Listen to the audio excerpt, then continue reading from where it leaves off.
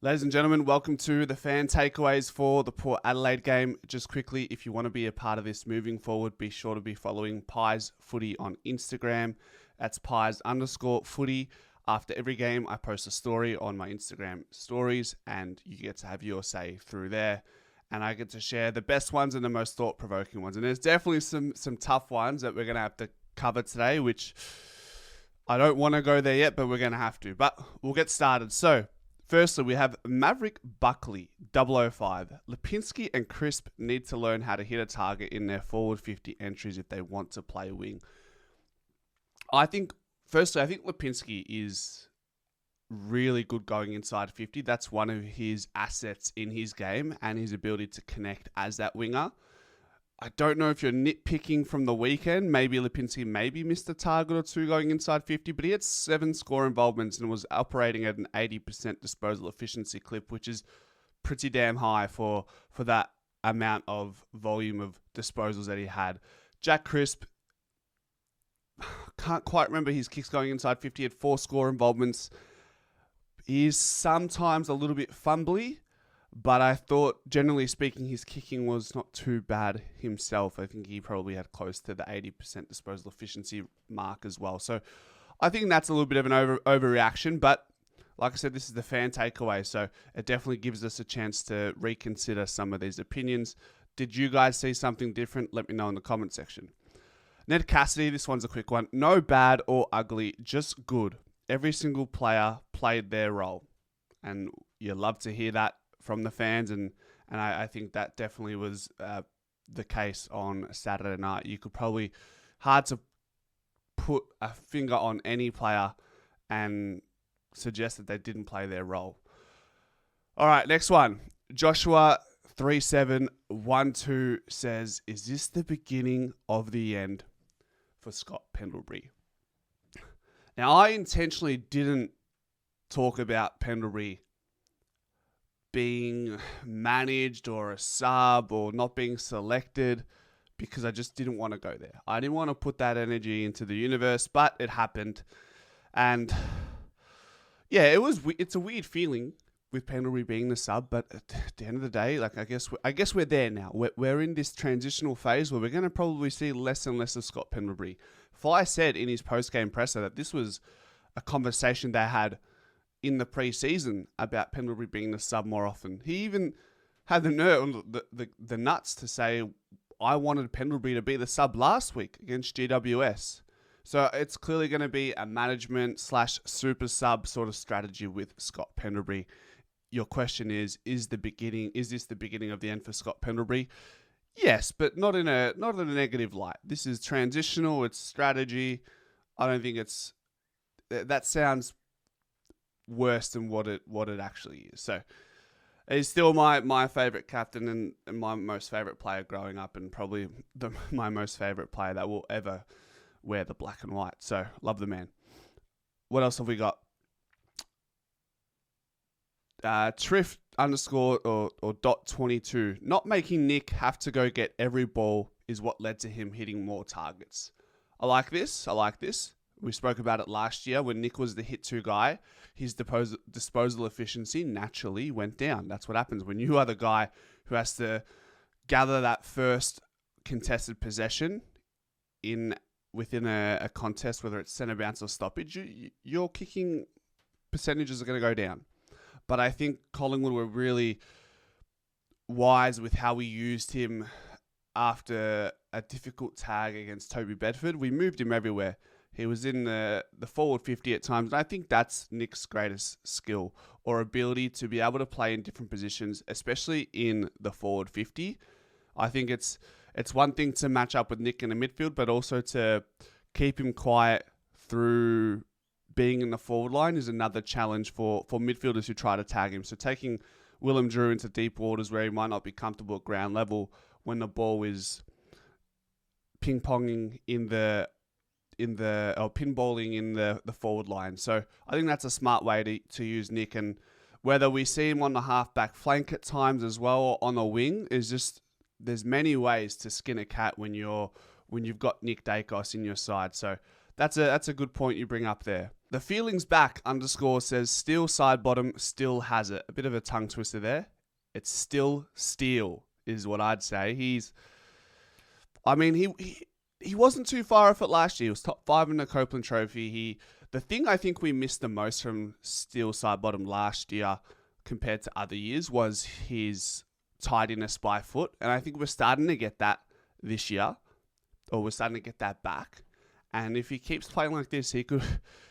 Who's to say he can't go beyond the ages of 35, 36, playing AFL level? The things that he's doing in the midfield against these young kids. He had like 30-odd touches. He was the coach's MVP as judged by, I think it was today, they announced that he was or at least yesterday, at the very least yesterday, he was dubbed as one of the better, or the best player for Collingwood on Saturday. And it was pretty clear on the night, just watching him fly around the ground and connect and win contests and apply tackling pressure. Like, he really set the standard when the game was up for grabs, and he finished off like a house on fire, kicked that goal running into an open goal, really, and you just knew as that ball was coming off his boot, you just knew that was going through the two big sticks, and he sort of just ran off, and he's doing these ones. And I think we love it when we see Steel Sidebottom kick a goal, because what follows is a trademark celebration, just the smiling assassin he is. So love to see Steel Sidebottom thrive in the role, and players like Pendles sort of have to make way for Sidebottom. You could say Pendles is making way for the likes of Ed Allen and Ned Long, who we'll get to in just a moment, because there's another thought-provoking fan takeaway here. But he's also making space for Steel Sidebottom to play in the midfield, to be in the centre bounce. Steely barely featured in the middle against GWS. He played his best footy in the midfield last season, towards the back end of the year, and Fly and the selection committee found a way to get Steele involved more. So they did that very well. This one we have from Anthea Christolopoulou. I think that's how you say it. Says, is Ned Long now ahead of Ed Allen in the tier list? Is she said? I get what she's asking. So she's probably just trying to say, with Ned Long's performance on the weekend, is he now ahead of Ed Allen in the pecking order for selection? Well, clearly right now, yes.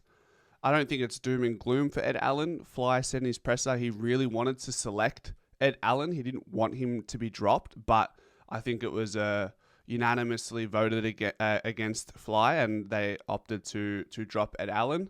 Clearly, Boydie must have seen something that he wasn't liking in Ed Allen's game, whether it was his lack of tackling numbers. He only had one tackle against GWS. Maybe it was his inability to run both ways.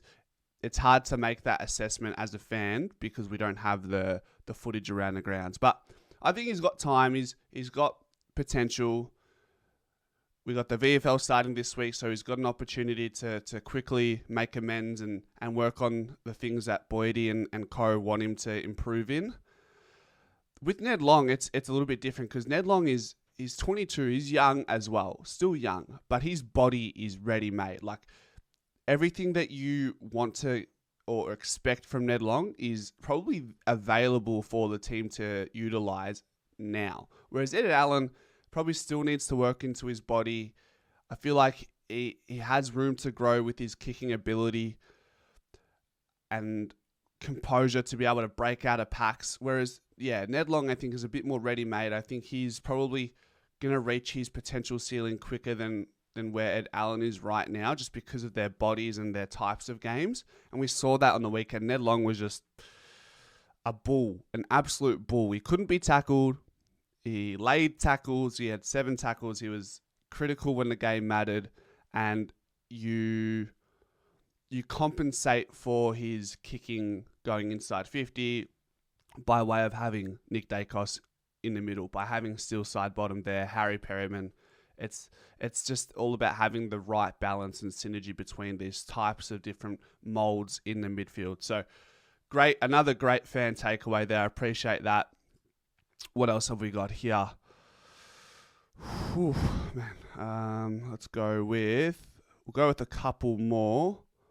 Reef played, Dylan TCQ said Reef played really well and going to turn into an absolute weapon. I still think that's a little bit of an overreaction initially.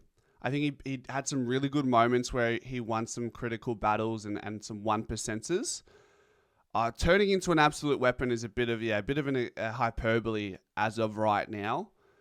He's had some easy matchups so far against GWS and Port, but guess what? We've got the Doggies coming up. We got Carlton, so we got Sam Darcy, we got Kerno, we got Mackay, and then after the bye, we've got Essendon, who may have Peter Wright if he's playing. I think Langford's injury. So there's going to be some tougher matchups where we'll get more of an idea of where Reef stands up against these like top tier key forwards. So yeah, the jury's still out, but he's looking like he is trying really hard. He's trying to win the battles that he has in front of him in the games. And against Port, there wasn't, a massive amount of pressure that was put on our back line. I think Port were very ordinary, but that was because Collingwood were amazing in the contest and our forward half territory and even the way we moved the ball from back half to front half, that allowed our defence to set up the way it needed to be. Last one, we have Magpies 27_Hall_. Dan Houston was a beast and loved his impressive performance tonight and just us winning big. I'm very surprised Port didn't they didn't assign anyone to Dan Houston where they've done that in the past against teams. I don't know what the thought process was there. Maybe they thought he wasn't going to hurt them with his disposal, but this is when you pair him up with Josh Daicos, you've got to take one of them down. But he sort of just was our quarterback, distributed the ball very well. He just gives you that sense of calmness that we need as fans. And beyond all of that, I was mostly impressed with his ability to intercept the ball. He had 11 intercept possessions. His ability to impact the contest through spoils or intercept marking as well is something we're going to become more familiar with. He came to Collingwood for his offensive prowess, but I think we're all going to want him to stay because of his defensive acumen. So that's where I stand with all that. And that comes to the end of the fan takeaways segment for the game against Port. We'll be back for the Western Bulldogs game, which is a little over 4.5 days away. So we're very close already. Another week of footy is ahead of us and can't wait. Go Pies.